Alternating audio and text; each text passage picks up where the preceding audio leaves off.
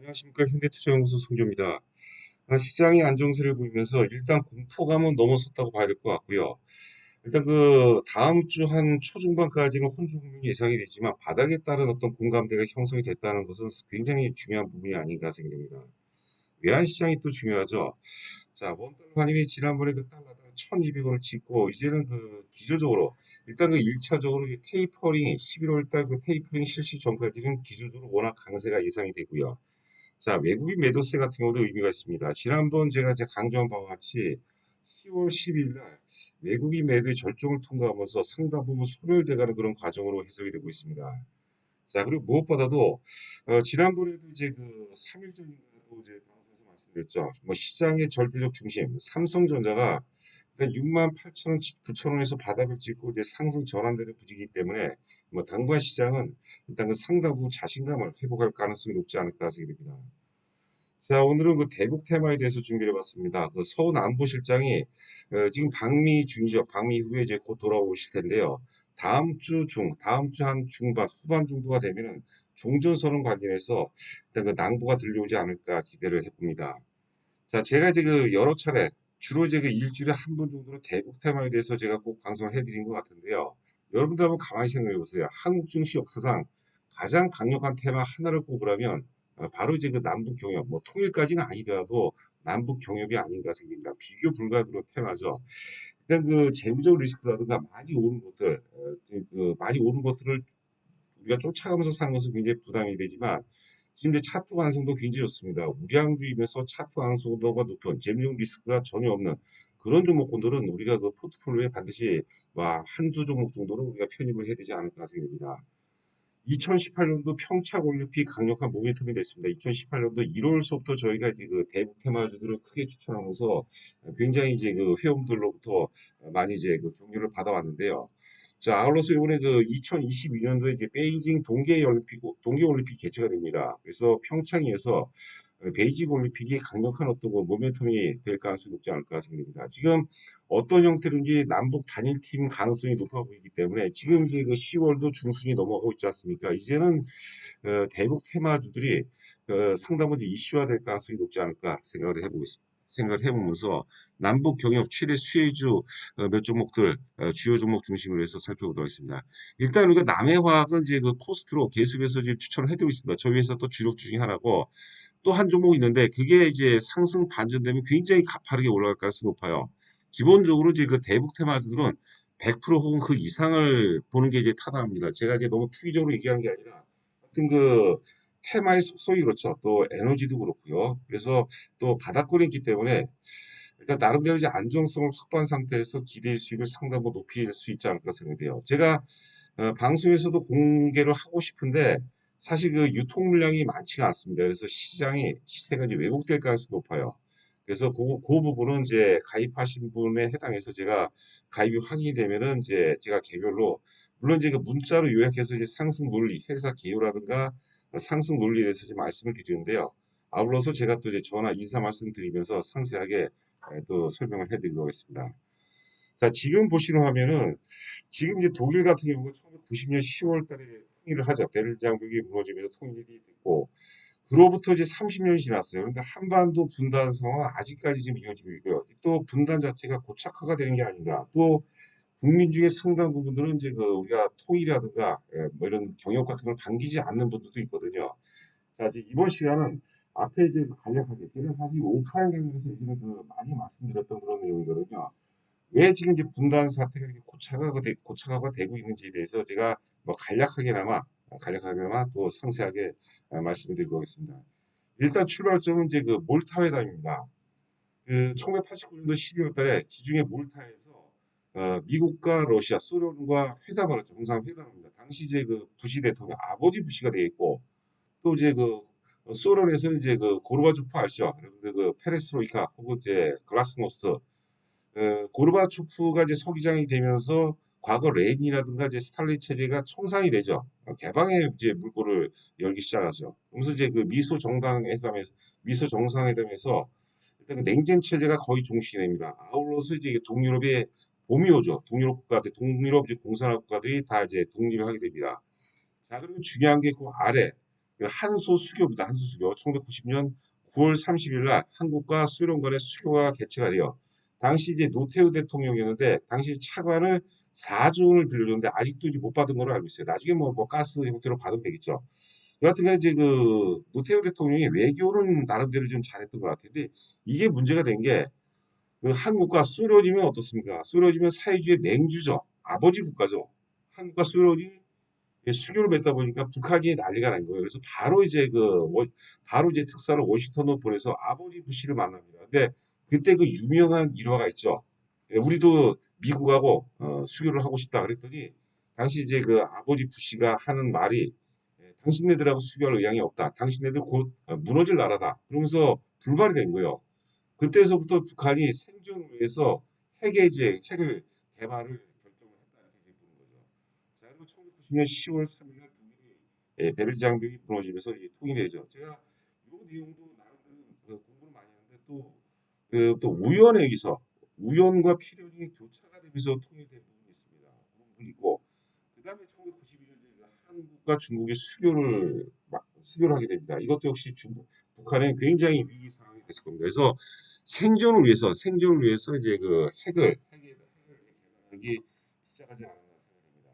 제가 이제 말씀드린 이유는 뭐냐면 통일이라든가 이제 남북 관계, 한반도 문제를 우리 시각이라든가 혹은 이제 서방 시각으로 많이 해석을 하는데요. 제가 보기에는 물론 철저히 제 관점인데요. 북한 잘못도 분명히 있는데 제가 보기에는 통일의 가장 뭐라 할까요? 저의 요인은 미국이라고 봐야 될 거예요. 미국이 계속해서 장난을 쳤다. 저는 이렇게 또 해석하고 있고 거기 또 뒷면에 또 일본이 있죠.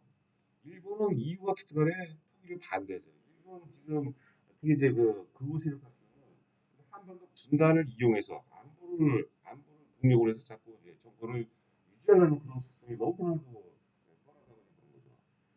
자, 그런데 그 아버지 부시 이후에 이제 빌 클린턴이 지금 좀 유력하다는 그런 얘기가 나오고 있는데요. 클린턴이 당선이 되면서 외교 안보 쪽 그 참모들을 모아서 야 북한이 그런 조직이 있는데 과연 쟤네들이 핵개발 능력이 있냐 했더니 참모들이 이구동성으로 충분히 머리가 좁은 민족이기 때문에 충분히 핵개발을 한다라고 해서 그 이후에 이제 경수로 사업을 한 거죠. 경수로 사업의 사업 공사비가 이제 그 5조 정도가 들어가거든요. 5조 중에서 그 남한이 우리 대한민국이 이제 70% 내고 일본이 20% 냅니다. 그리고 미국이 10% 내고 미국은 플러스 이제 그 매년 중유로 50만 톤씩 북한에 그 제공한다고 그러죠. 당시 사실 굉장히 북한도 에너지난으로 힘들었던 거죠. 그런데 경수로 사업을 이제 경수로 사업이 시작이 돼요. 자, 그런데 다시 또 아들 부시가 빌 클린턴이 1993년에 집권해서 2001년도에 이제 8년, 4년 중이고 이제 8년 마무리 짓고 다음에 아들 부시가 이제 집권하게 되는데 여기서 이제 그 아들 부시면은 우리는 아들 축이라는 거 여러분들 기억이 나실 겁니다. 죄송합니다. 제가 지금 목이 좀 많이 좀 너무 수준이 너무 좀 있는 이란과 이라크, 북한은 악의 축이라고 그러죠. 이러면서 이제 경수에서 철수하기 시작해요. 그래서 2003년도에 이제 경주가 경주에서 철수가 되고 그다음에 2006년도에 이라크 전쟁이 사용을 당합니다. 그리고 2011년도에 우리가 리비아 대통령이죠. 카다피가 42년 장기 독재자 카다피가 당시에 이제 그 나토군하고 뭐 민병대하고 연합해서 이제 해서 이제 사살을 시켰다고 하는데 그 뒤에는 미국의 사주가 있다. 그런 게 이제 지금 정수로 받아들고 있거든요. 이런 조합에서 지금 제가 이제 짧은 시간에 간략히 말씀드렸지만 이런 상황에서 북한이 선택할 수 있었던 것은 결국은 핵이 아니었나 그런 생각을 좀 해보거든요. 그런 정서를 우리가 좀 읽어야 될 것 같고요. 자 이제 오프닝에서 말씀드린 것처럼 이제 그 서훈재 안보실장, 국가 안보실장에서 이제 방미주의죠. 방미주의고 이제 그 조만간에 뭐 하루 이틀 사이면 이제 다시 또 들어올 것 같은데요. 일단은 이제 전반적 협의를 했고 거기에는 이제 종전선언이 포함됐을 가능성이 굉장히 높다고 봅니다. 1990년 10월 달에 그 독일의 통일은 주요 국가가 다 찬성을 했어요. 근데 한반도 통일은 굉장히 복잡하고 일본은 절대적으로 반대, 러시아는 그냥 소수, 중국도 반대 입장, 미국도 반대 입장입니다. 중국은 또 우리가 만약에 통일이 된다면 미국 쪽으로 넘어가게 되면 중국이 굉장히 위협을 받죠. 또 미국 입장에서는 우리가 또 경제 관련해서는 중국 빚이 워낙 크기 때문에 중국 가게 되면 또 미국 안보에 또 동북아 안보에 상당히 또 불확실성도 유입될 수밖에 없거든요. 그런데 지금 분위기가 아주 좋아요. 클린턴 때는 이제 톱다운 방식으로 톱다운 방식이 빠르긴 하지만 굉장히 리스크가 있었죠. 자, 그런데 지금 이제 바이든 정부는 굉장히 종전을 해서 굉장히 우호적입니다. 뭔가 외교적인 공을 세워야 돼요. 시진핑은 어떻습니까? 내년도 이제 북경 올림픽을 이것 안에 성공적으로 마무리 져야 되겠고 지금 굉장히 찬성하고 있죠. 지난번에 왕 외교부장이 또 방문했죠. 호의적이죠. 종전에 대해서 호의적이에요. 러시아는 대찬성입니다. 일본은 지금도 역시 극우의 연장선상이기 때문에 일본은 여전히 결사가는 결사가죠. 일본 TV는 너무나도 안타깝더라고요. 하여튼 이번에 서훈 실장께서 이제 방미 후에 상당히 어떤 뭐 아주 의미 있는 낭보가 들려오지 않을까 또 상당히 기대가 나름 됩니다. 자, 또 문재인 대통령 입장에서도 물론 문재인 대통령은 정치인이죠. 정치적 이해가 없을 수가 없죠. 그런데 사실 공약이었고 그다음에 이제 우리가 대승적으로 한반도의 미래 운명을 생각한다면 평화가 정착이 되죠. 근데 종전선언 없는 평화는 사실 의미가 없습니다. 그런데 종전선언이 되게 되면 인도적 차원을 비롯해서 일단 경협이 이루어질 수밖에 없어요. 과거의 경험은 주로 이제 사냥산업이 그러죠. 노동집약적 성격이 강한데 앞으로의 경협은 어떻습니까? 앞으로의 경협은 대기업 위주로 판이 어마어마하게 될것 같습니다. 역시 문재인 대통령 역시 베이징 올림픽이 남북 대결했던 커다란 모멘텀이 될 것으로 이제 보여지고 있고요. 그다음에 이제 지금 이제 베이징 올림픽에 지금 북한은 이제 소련도 지금 제재를 받지 상태이기 때문에 자국의 깃발을 들고 자국 이름으로 출전을 못하죠. 북한도 마찬가지입니다. 그런데 우리 예전에 한반도를 통해서 단일팀이 한번 만들어진 적 있죠. 충분히 지금 IOC가 올림픽이 추구하는 것도 평화이기 때문에 이런 부분들은 사실 걸림돌이 될 가능성이 잘 충분히 가능성이 있다는 것 같습니다. 남북 단일팀이 이루어서 올림픽이 개최가 되면 또 개최이고 중국 입장에서도 또 폼이 나죠. 그리고 이제 IOC 입장에서도 상당히 또 의미 있는 역사적 대사건이 될 수 있지 않을까 생각이 되고 있습니다. 자, 맨 아래줄 보시게 되면요. 자, 이제 북한이 요구하는 것은 계속 이걸 반복적이거든요. 미국의 대북 적대시 정책이라는 거죠. 여기에 따른 정확한 의사를 갖고 와야 서훈 의장께서 갖고 와야 될 것 같습니다. 제가 보기에는 충분히 분위기는 상당히 무르익지 않았나 생각이 됩니다. 자, 우리가 2018년도 이후에 얼마나 많은 바로 곧 될 것 같았죠. 싱가포르에서 하노이에서 결국은 결렬했어요. 저희도 상당히 실망을 금치 못했었는데 이제는 이제 하노이 직전서부터 새롭게 출발할 수 있는 그런 또 토대가 돼 있죠. 충분히 가능하다 이렇게 보시면 될 것 같습니다. 자, 지금 이제 보시는 화면은 이제 전에도 한번 이제 말씀을 드렸던 내용이죠.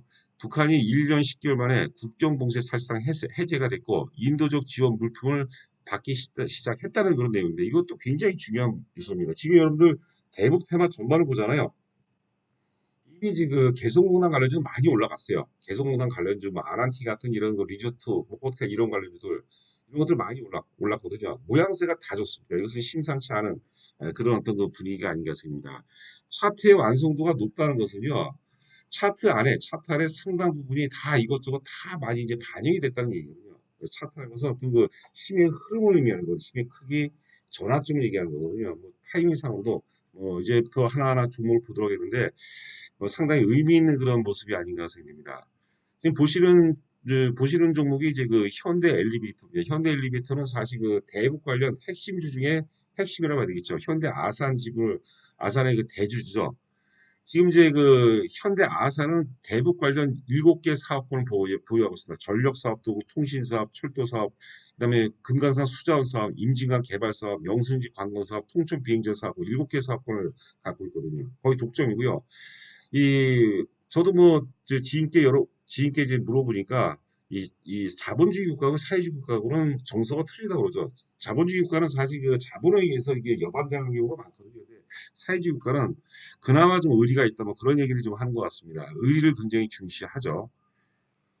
자, 현대 엘리베이터 같은 경우는 이제 우량주입니다. 우량주. 지금 화살표, 왼쪽에 화살표 표시는 저희가 2018년도 1월달, 2월달에 저희가 추천했던 가격대입니다. 추천했던 가격대. 수익률이 또 어마어마했습니다. 저는 반복적으로 말씀이지만, 남해화학을 지금 저희가 남해화학은 주력주에 편입해서 두 종목을 편입해 놨거든요. 남해학은 굉장히 우량주예요. 잠시에 또 이제 펀더멘탈도 차트하고 한번 보도록 하겠는데 굉장히 우량주이면서 또 바닥권이라고 보는 거죠. 제가 이제 계속해서 소개해드렸던 종목이고 또 한 종목이 있어요. 또 한 종목이 있는데 그 종목 문제는 뭐냐 유통 물량이 많지가 않아요. 그런데 굉장한 어떤 그 파괴를 갖고 있습니다. 그래서 대북 테마는 우리가 20% 30% 보는 게 아닙니다, 여러분들. 기본적으로 100% 이상을 봐야 돼요. 아니면 저는 장기간 갖고 와도 괜찮다고 보는 거죠. 제가 지난번에도 말씀드린 것처럼 예를 들어서 지금 북한에 낙후된 도로를 남한에 한 70%, 80% 정도 수준으로 맞추는데 기간이 한 25년에서 30년 정도 걸린다고 합니다. 그러면 그 사업권을 따내는 그런 기업들은 어때요? 25년, 30년 먹거리를 미리 확보하는 거죠. 그렇지 않습니까? 기업이라는 게 기업이 모든 기업가들이 추구하는 게 뭐냐 지속 가능한 기업이거든요. 오랫동안 사업 먹거리를 확보하고 있다는 건 대단합니다. 그리고 노동비하고 토지 비용을 빼고 건자재 시장이나 시설재 그 시장만 천조 원이 넘는다는 걸 볼 수가 있습니다. 어마어마한 시장이죠. 자, 매출이 뭐 특히 뭐 천억대 혹은 천억 미만 되는 그런 중소 건설사들이 만약에 경협이 이루어진다 하면은 어마어마한 거죠. 매출이 말 그대로 10배 그 이상 또 발생될 수도 있다고 그런 거죠. 지금 보시는 화면은 재룡전기 월봉 차트인데 저희가 사실 그 2017년도 12월 달에 재룡전기를 가장 먼저 추천했어요. 아무래도 대북 관련 낌새가 좀 이상하다 해서 이제 뭐 비중은 많지 않았으나 이제 재룡전기를 가장 먼저 추천했던 기억이 나고요.